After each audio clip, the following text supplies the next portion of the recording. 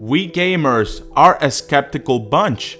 We've been through the ringer, experiencing the highs and lows of the gaming industry. We've seen it all, from broken promises, rush releases, and cynical cash grabs. Yet, hope springs eternal. Every new game announcement brings a glimmer of hope, a chance for redemption.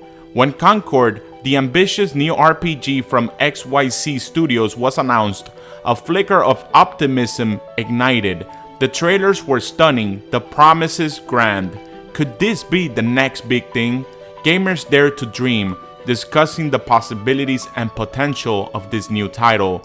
The answer, as we all know it today, was a resounding no. The reality was far from the dream. Concord wasn't just bad, it was a monumental flop. A cautionary tale of how to alienate your audience and bury a promising IP. The bugs were numerous, the gameplay uninspiring. The gaming community, initially abuzz with anticipation, quickly turned on Concord. Disappointment turned to anger. Forums overflowed with scathing reviews. The backlash was swift and brutal. YouTubers such as myself, Asmongold, Jasarius, and Endymion sharpen our blades, ready to dissect the game's flaws. Now let's take out a couple of things we had to say. A video game which is, if you don't like it, don't play it. I hate this expression because it is really stupid. Are you thinking what is behind this sentence? But what went wrong? We asked the hard questions, delving deep into the game's issues. How did a game with so much potential crash and burn so spectacularly? The developers, once confident, now faced the harsh reality of their failure. Sales plummeted and the game was quickly forgotten. Concord's issues were numerous and multifaceted. Clunky controls, a predictable story, and a world devoid of life all contributed to its downfall. The game was riddled with problems that made it nearly unplayable for many. The empty virtual world felt soulless, lacking the vibrancy and interactivity that gamers crave. It was as if the developers had forgotten what makes a game truly engaging. But at the heart of all of it, festering like a malignant tumor, was a single fatal flaw: the blatant and overbearing prioritization of diversity over fundamental gameplay elements. The game was plagued with bugs and glitches that further detracted from the experience. This wasn't just about representation, it was about a cynical marketing ploy that backfired spectacularly. The focus on diversity felt forced and insincere, as if it was more about ticking boxes than creating meaningful content. Gamers aren't opposed to diversity. In fact, we welcome it. We embrace compelling characters and stories regardless of race, gender, or sexual orientation. Diversity can enrich a game when done right. We want to see diverse characters and narratives that feel authentic and well integrated into the game's world. When diversity is woven seamlessly into the fabric of the story, it enhances the experience. What we won't tolerate, it's being lectured to, being used as pawns in some misguided social experiment. Gamers want to play, not to be preached at. Concord felt less like a game and more like a diversity checklist, ticking off boxes instead of delivering an engaging experience. It failed to capture the essence of what makes gaming enjoyable, leaving players frustrated and disappointed. Let's be clear, representation matters. It's crucial for everyone to see themselves reflected in the media that they consume, to feel included and acknowledged.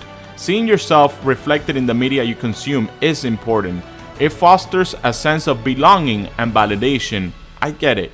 But when developers shoehorn diversity into a game without considering the narrative or gameplay implications, it instead feels forced, inauthentic, and ultimately damaging. It can alienate players rather than bring them together. Concord is a prime example of this. The game tried to be inclusive, but ended up being a cautionary tale of how not to do it. Characters were defined by their minority status, their dialogue often preachy and on the nose, instead of being relatable. They felt like caricatures. This relentless focus on identity politics sucked the life out of the game. The immersive experience was lost. replaced by a constant reminder of the game's agenda.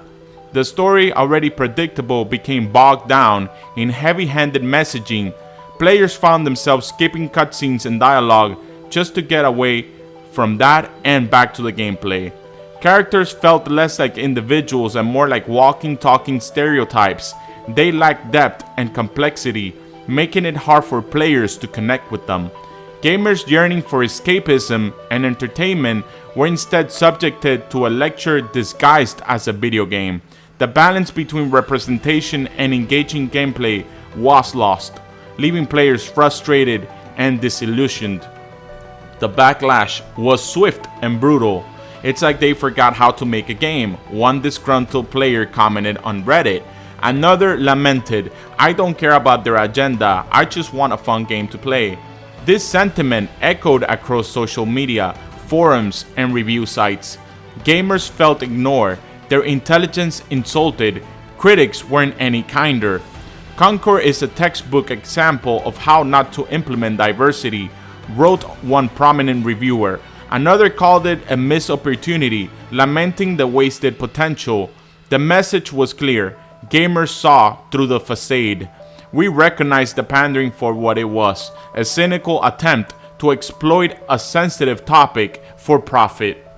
We gamers spend our hard-earned money on games that offer us something special, immersive worlds, compelling stories, and most importantly, fun games.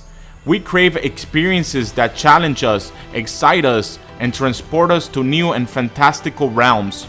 When developers prioritize agendas over quality, we notice. We see through the shallow attempts at inclusivity and recognize them for what they are, marketing ploys designed to appease a vocal minority while alienating the core audience. Concord's developers made a fatal error. They forgot who their target audience was. Instead of focusing on creating a fun and engaging game for their core demographic, they chased after trends, attempting to appease everyone and in the process pleasing no one. This misguided approach alienated their core audience, the very people who made their previous titles successful. By prioritizing a narrow and often misconstrued definition of diversity over quality gameplay, Concord's developers effectively shot themselves in the foot. Concord serves as a cautionary tale for the gaming industry. It highlights the dangers of prioritizing agendas over quality and the importance of understanding and respecting your core audience. Diversity in gaming is crucial, but it should never come at the expense of gameplay, narrative, or artistic integrity. When developers try to force diversity into a game without considering the bigger picture, it feels contrived and disingenuous. The future of gaming should be quality over quotas. The gaming industry is at a crossroad.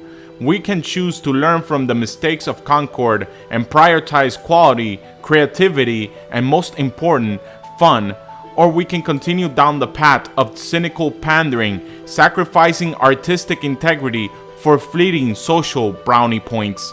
The choice is clear. Let's make games, not statements. Let's prioritize quality over quotas. Let's remember that the true power of gaming lies in its inability to entertain, to challenge, and to bring people together.